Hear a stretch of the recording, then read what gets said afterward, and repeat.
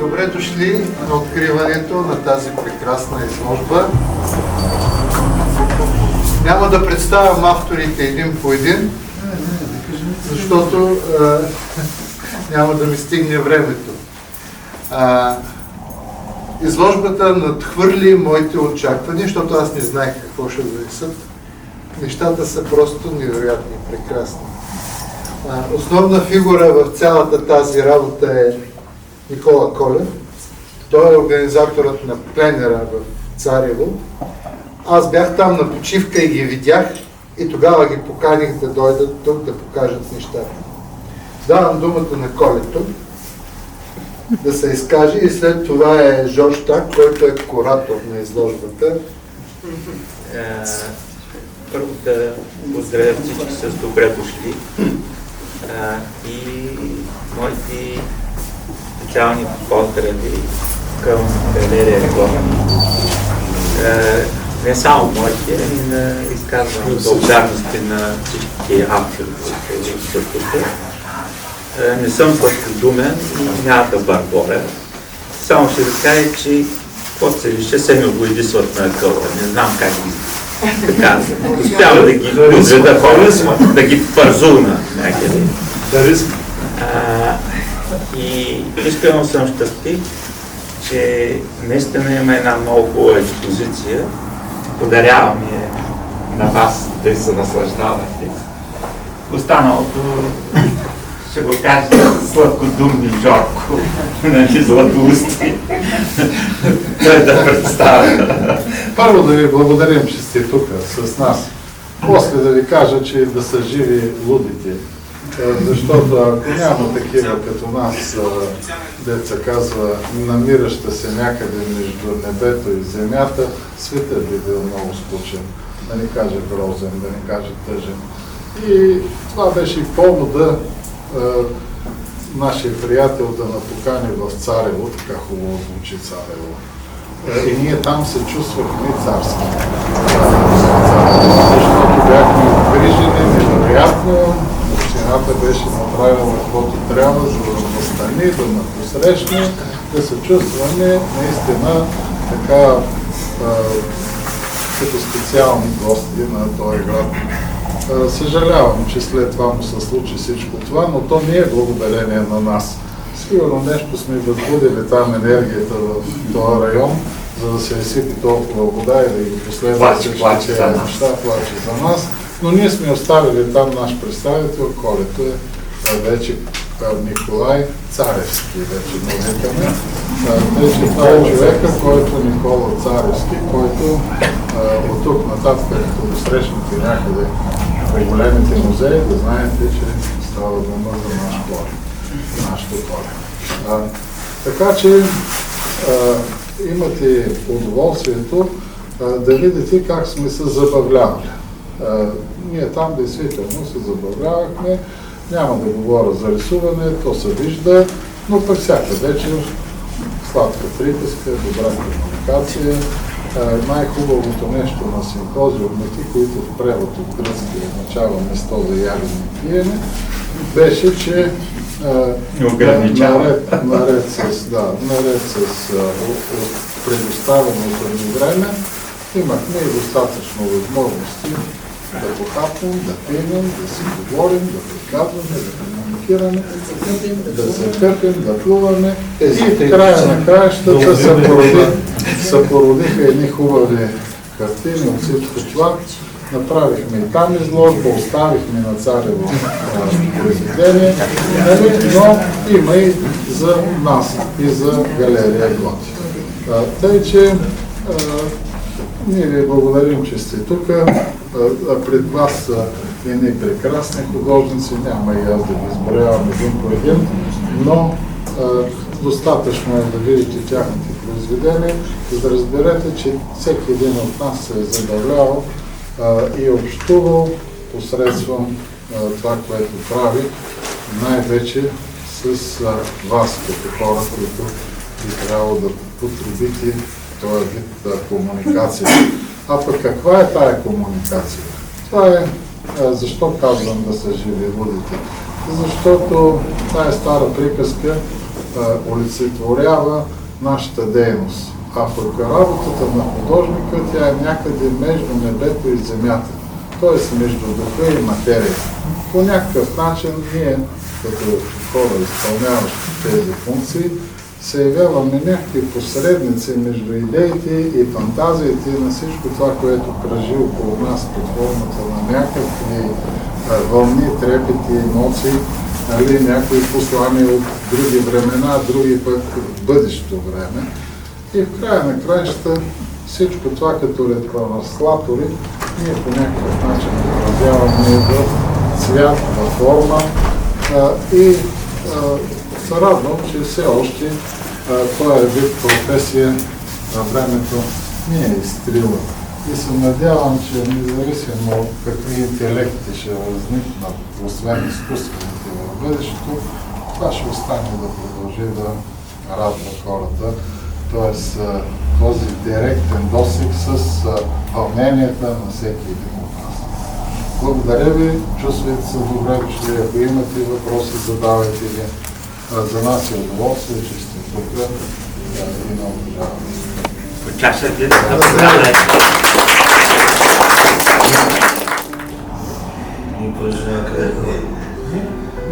Така е. Това е, значи, времето е изкуството е доколкото че сме до края. Не е със сега. Аз виждам, че бъркам в края. Знам на 10 метра по гората и сега. Аз съм го откривал. Сега го знам.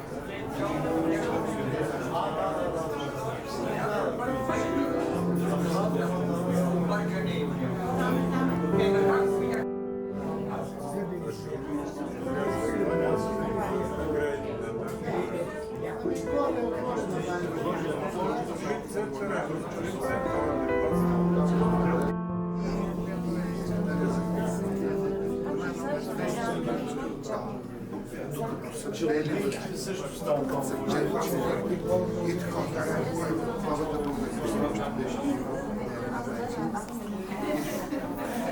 хората не може да се човеки. Ние ядем, тя стои отстрани и викам, да се чакаш, аз и не си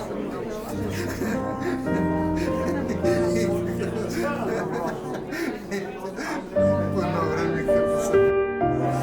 Въпросът е да хваниш друга слаба, който се отдел и става вече като себе да става на прах, ти знаеш, става заради.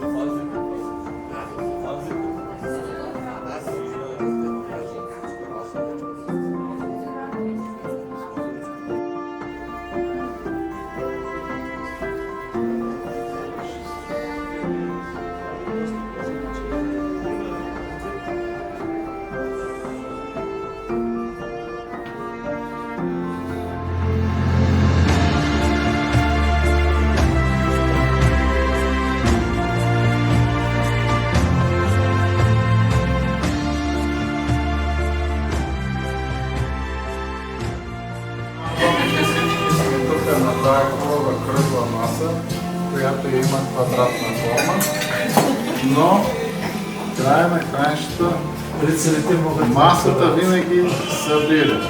И понеже ние се бяхме събрали 10 дена все около маси, значи накрая резултата беше, виждате го хубав, т.е. освен яденето и пиенето, успяхме да си доставим удоволствие с това, което правим, на едно хубаво място, благодарение на Стани, ако обичаш, уважаеми.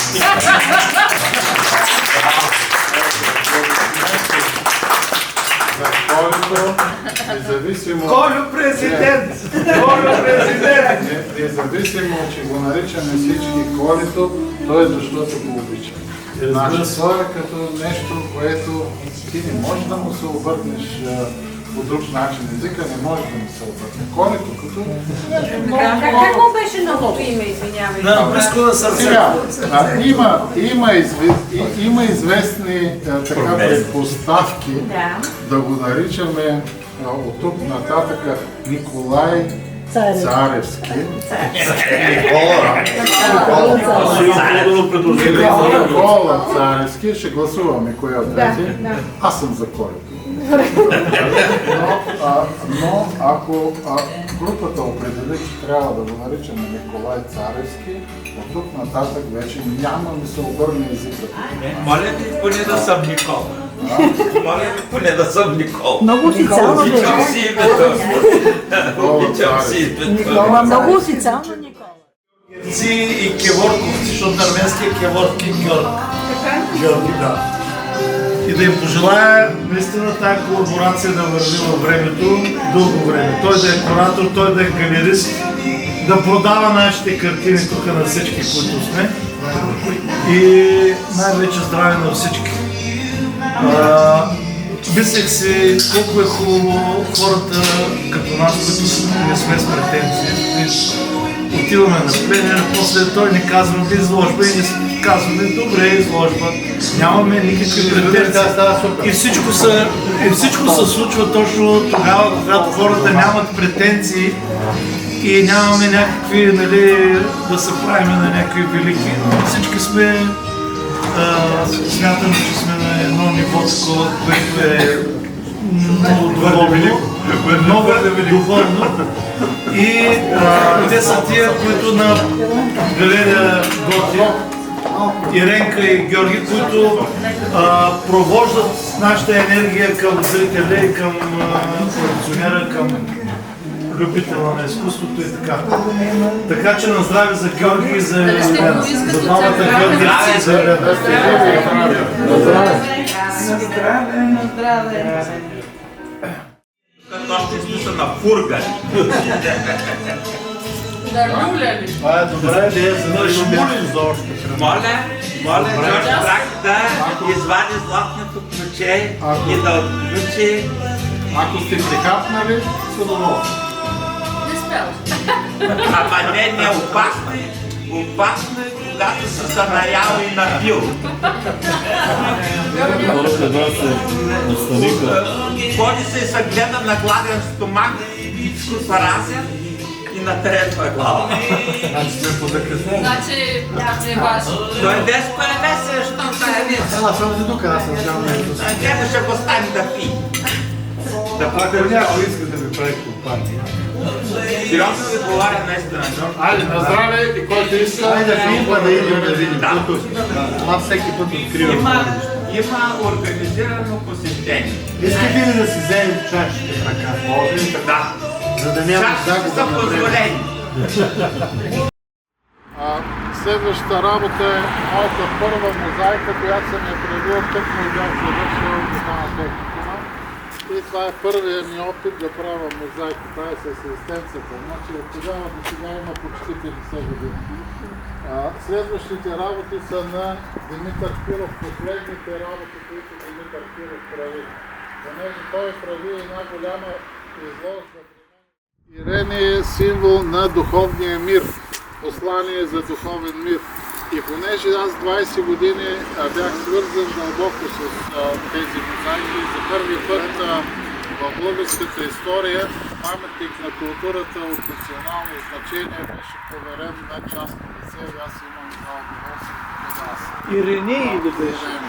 Ирени е интересна, че тя е написана Защото Ирни го пише и на кръста на Исус, което означава Исус Регинум Назаретум Юдеум, нещо такова. Още един път доказваш, че Исус е от нашите територии. Тъй, че това са сегменти, които са копие едно към едно от мозайката. Ами 5 години го правим и още не сме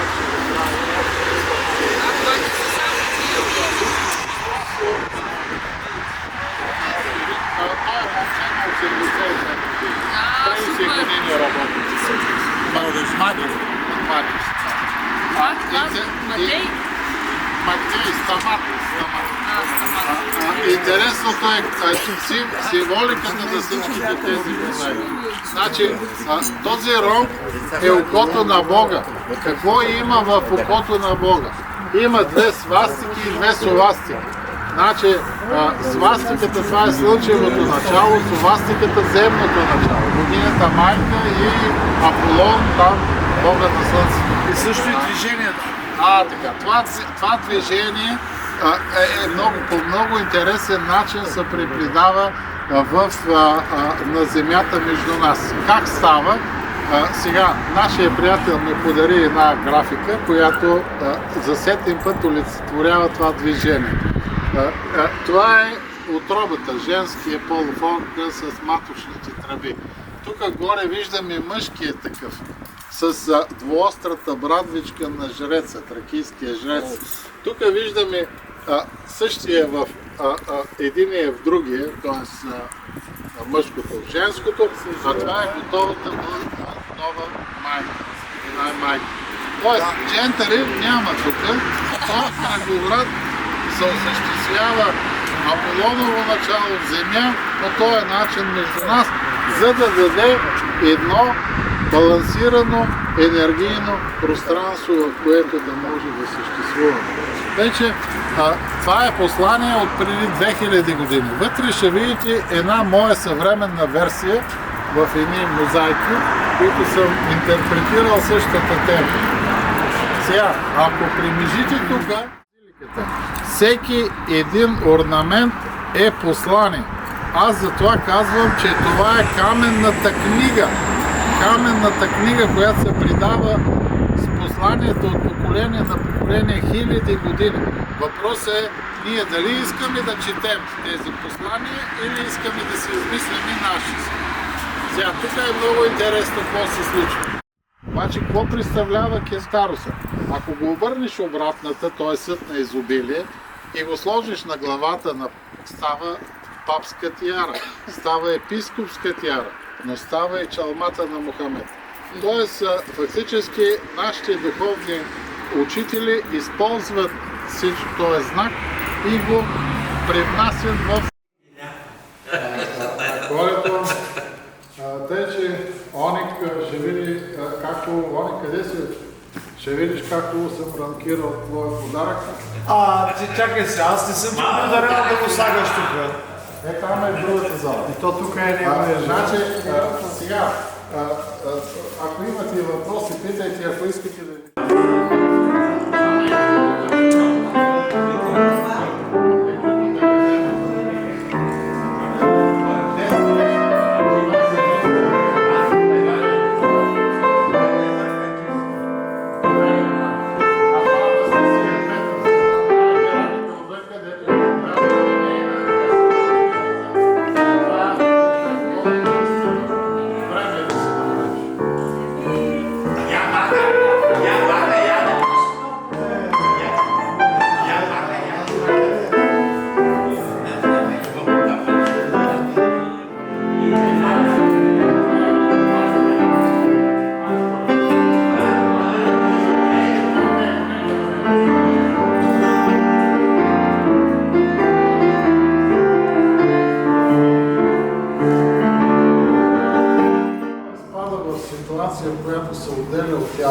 казва, лично ми го е казал, аз държах земята в ръката си.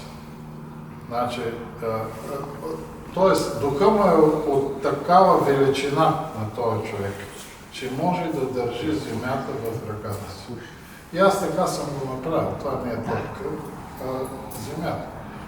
И фактически, след като завършва там, след 12 години не го освобождават, той иска да завърши образованието си, не му разрешават, помните какви години бяха, и той завършва семинарията.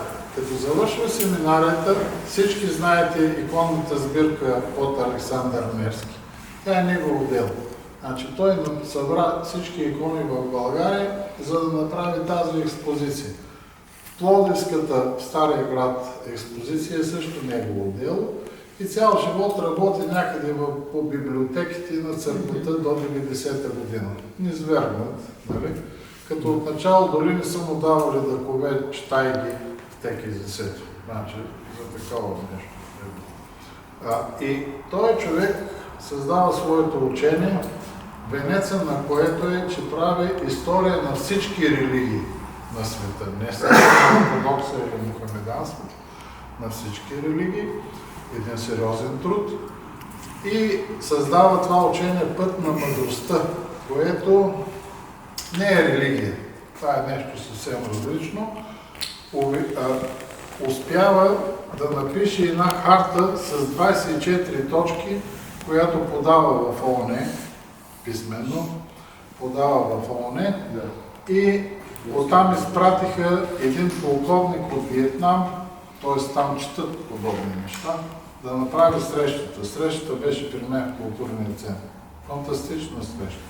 24 точки за правата на душата на човека.